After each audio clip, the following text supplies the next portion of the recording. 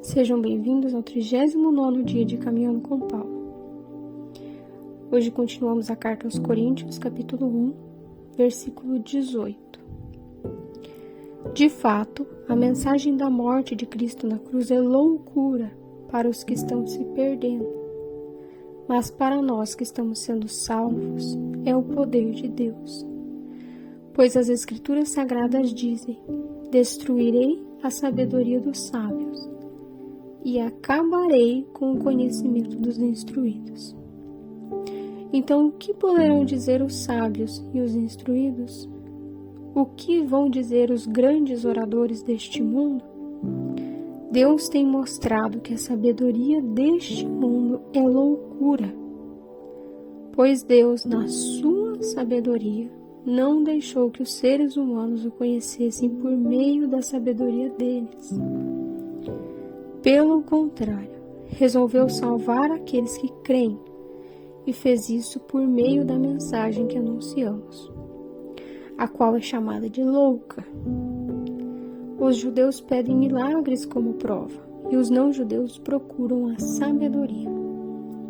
Mas nós anunciamos o Cristo crucificado, uma mensagem que para os judeus é ofensa e para os não-judeus é loucura. Mas para aqueles que Deus tem chamado, tanto judeus como não-judeus, Cristo é o poder de Deus e a sabedoria de Deus. Pois aquilo que parece ser a loucura de Deus é mais sábio do que a sabedoria humana, e aquilo que parece ser a fraqueza de Deus é mais forte do que a força humana. Agora, meus irmãos, lembrem do que vocês eram quando Deus os chamou. Do ponto de vista humano, poucos de vocês eram sábios, ou poderosos, ou de famílias importantes. Para envergonhar os sábios, Deus escolheu aquilo que o mundo acha que é loucura. E para envergonhar os poderosos, Ele escolheu o que o mundo acha fraco. Para destruir o que o mundo pensa que é importante, Deus escolheu aquilo que o mundo despreza, acha humilde e diz que não tem valor.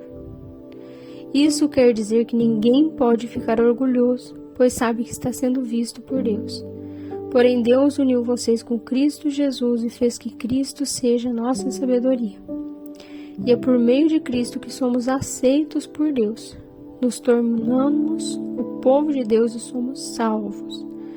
Portanto, como as Escrituras Sagradas dizem, quem quiser se orgulhar, que se orgulhe daquilo que o Senhor faz. Esse é um conselho incrível, não é? Quem quiser se orgulhar, que se orgulhe daquilo que o Senhor faz. Infelizmente, nem sempre lembramos disso, né? E são vários, às vezes, os momentos que a gente sente vontade de se orgulhar de algo que está acontecendo, de algo que aconteceu nas nossas vidas. Às vezes nos orgulhamos até mesmo da nossa conversão, não é? Chega num ponto que a gente se converte, a gente mudou totalmente de vida, e a gente olha para a nossa vida tão bonita, tão organizada, frutificando, e sente vontade de se orgulhar. Como se aquilo que a gente conquistou fosse obra nossa, e não é. E a gente sabe que não é, porque a gente foi salvo de algum lugar.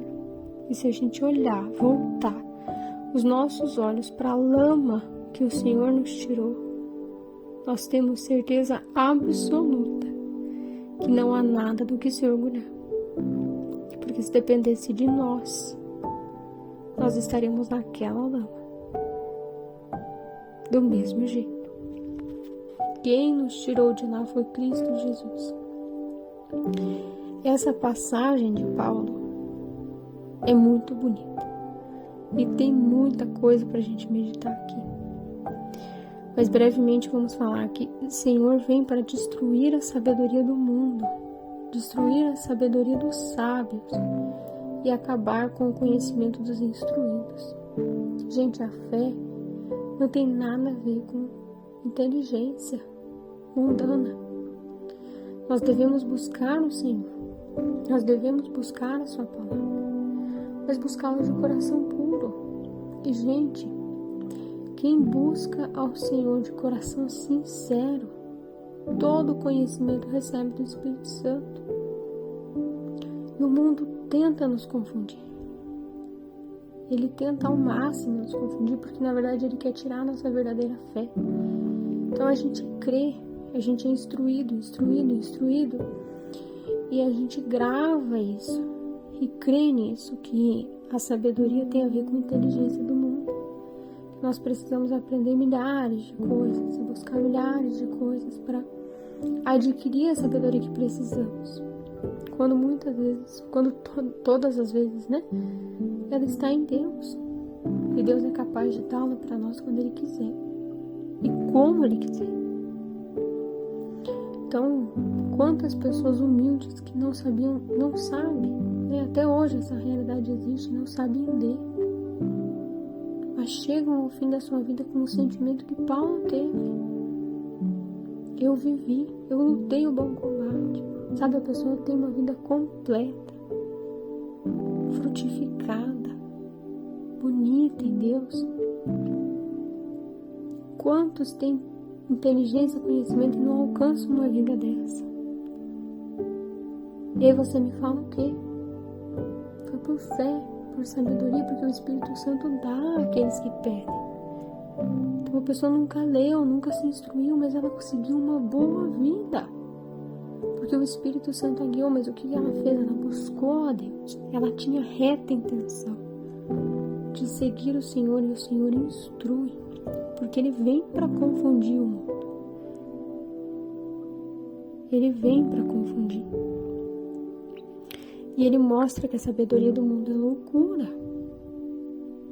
Um exemplo prático disso é a própria geração de filhos, que o mundo diz que é loucura, mas que a gente sabe que é uma graça do Senhor. E sempre se prova que é. Né? Quantas famílias que se desesperam até, e aí tem inúmeros filhos e dão conta de tudo porque Deus provê. É uma promessa do Senhor. E a medicina diz que não dá, que vai gerar morte, isso e aquilo, para a mãe. E a gente vê que não. Porque não é da sabedoria desse mundo que a gente precisa. É da de Deus. E Deus vem para confundir. E aí Paulo fala, né? Os judeus pedem milagres como provas e os não-judeus procuram a sabedoria. Mas nós anunciamos o Cristo crucificado. Então o que a gente estava falando ontem, de buscar o Senhor. E tudo vem de Cristo. Tudo vem de Cristo. Então busquemos o Cristo nosso Senhor. Fechamos um pouco o nosso coração, os nossos ouvidos para o mundo. Sabe, vamos tirar esse dia de hoje para refletir. Aonde eu tenho entregue os meus problemas? Para Deus ou para a sabedoria do mundo?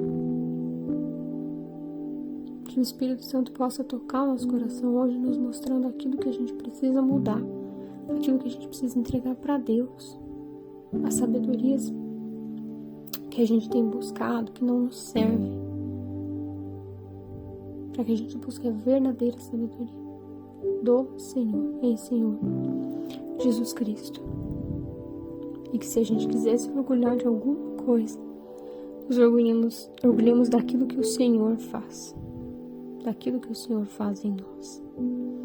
Então que nesse dia o Espírito Santo possa tocar os nossos corações, para que a gente se volte para a nossa fé, para a sabedoria de Deus, aquele único que nos salva. Que Deus abençoe você e a sua família, e nos vemos amanhã.